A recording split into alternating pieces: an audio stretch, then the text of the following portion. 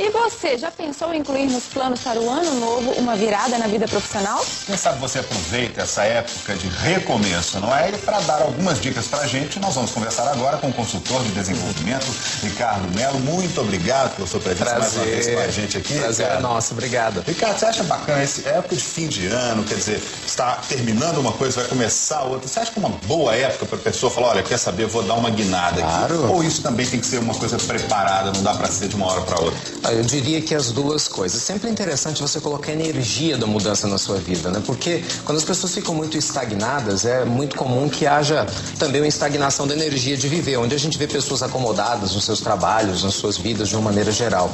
Então você colocar uma energia de transformação para poder te trazer bem-estar é fundamental. Na questão profissional, então, nem se fala. O grande processo, acho que interessante do final do ano, é que há esse espírito de renovação, né? Então as pessoas começam a se planejar, elas se preparam de uma maneira mais adequada, pelo menos deveriam, para poder fazer uma transição profissional. Mas isso que você mencionou, André, é fundamental. Não basta só a gente ter energia de renovação, querendo sair de A para chegar a B, se não houver uma estratégia. Porque senão a gente acaba, às vezes, trocando um problema por outro, né? Quando essa mudança ela é feita de uma maneira muito inconsistente, muito instável. Muita gente pensa em planos assim, segunda-feira eu vou começar uma dieta, no ano novo é até um objetivo mais forte ainda, né? Essa virada é mais forte ainda. Isso ajuda mesmo ou é preciso traçar um plano maior? Para que dê certo ajuda mesmo. De qualquer forma, Natália, é interessante porque aquela história, toda grande caminhada, como diz o ditado, começa com o primeiro passo.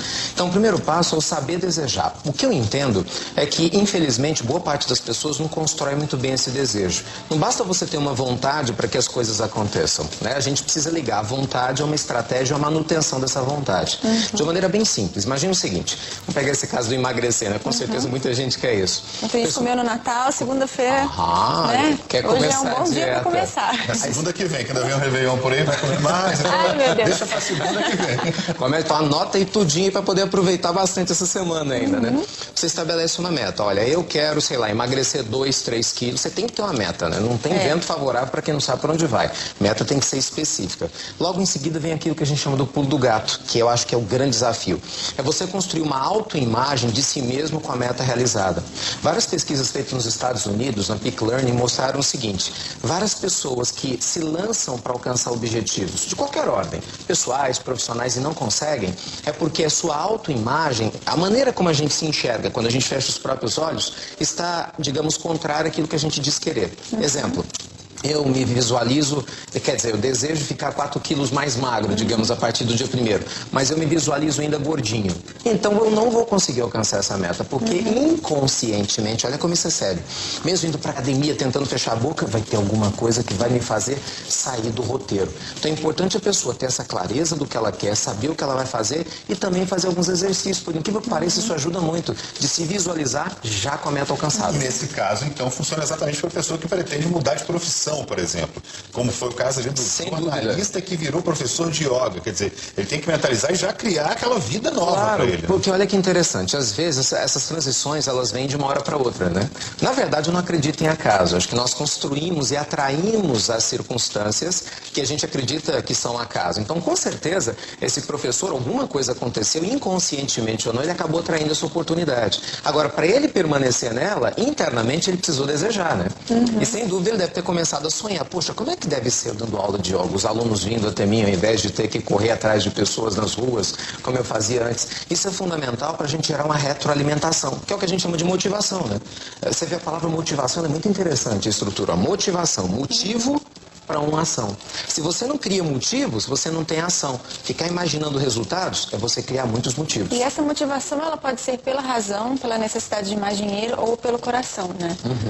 E se a gente conseguir, Natália, então unir os dois, aí você tem uma mudança poderosa e duradoura. Que é a pessoa que tem a racionalidade que fala, olha, eu quero mudar de profissão porque eu preciso, não estou motivado, eu quero uma coisa nova, mas internamente eu estou indo em direção a alguma coisa que eu amo, né? Alguma coisa que eu desejo muito. Então isso acaba que facilita muito o processo. Até até para poder ajudar as pessoas ao redor, porque não é fácil, né? Os familiares, os amigos, às vezes colocam em xeque, né, o desejo nosso da mudança. Até mesmo porque muitas pessoas que decidem mudar de profissão, elas já estão encaminhadas em uma determinada profissão, trabalhando ali, bem-sucedidos, falam, não, vou fazer outra coisa completamente diferente. As pessoas em volta, os familiares, os amigos, podem assustar também, falam, gente, você está ficando louco, como é que não, normalmente eles assustam. A verdade é essa, né? Normalmente eles assustam, e não sem razão, a gente tem que ser justos. Por quê? Porque muitas vezes a gente tem alguns arroubos de mudança que não são mudanças verdadeiras, né? São intempestividades, uma crise de chateação, de tristeza, eu vou mudar alguma coisa. E quando você fala de profissão é algo muito sério, envolve a estrutura familiar, a questão do dinheiro, enfim, uma série de circunstâncias. Então, esse cuidado dos amigos, principalmente da família, é fundamental. Agora, quando se trata de algo realmente sério, né, que o íntimo do indivíduo deseja, você sente, tem uma coisa dentro de nós que nos diz uma voz maior qual é o caminho que a gente deve seguir. É porque aqui no Ocidente a gente não tem muito hábito de ouvir esse tipo de situação. Nós racionalizamos demais o processo intuitivo. Então é necessário que a gente encontre o equilíbrio, né? Em médio virtus, né? A virtude está no meio. É trabalhar a razão de uma maneira lógica, e nós somos bons nisso, mas sem deixar de levar em consideração a intuição, para que um possa casar junto com o outro. Porque isso gera até a confiabilidade para quem está ao nosso redor se sentir seguro e inspirado.